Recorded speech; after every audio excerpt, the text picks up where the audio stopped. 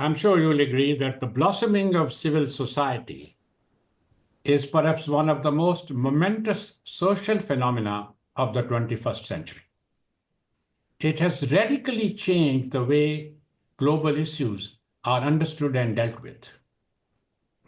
Now, while UN organizations and a few governments are engaging with civil society, the collaboration with business and civil society has not advanced.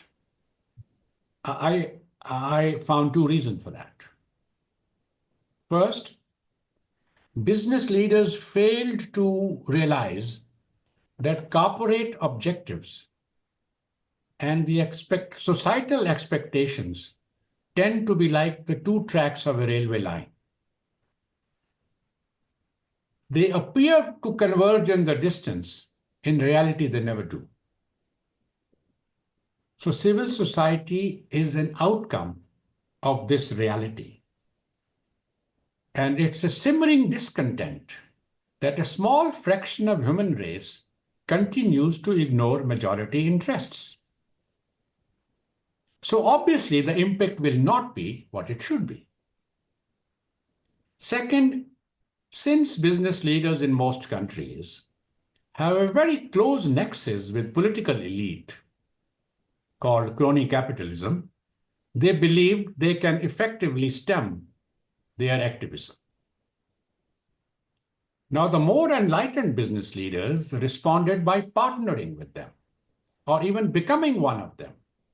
Jeff Skoll of Skoll Foundation, Pierre Omidyar of eBay, who founded Omidyar Network, Azim Premji created Wipro Foundation, and many others. But overall, they are still a minuscule minority of the numbers that don't fall in this classification.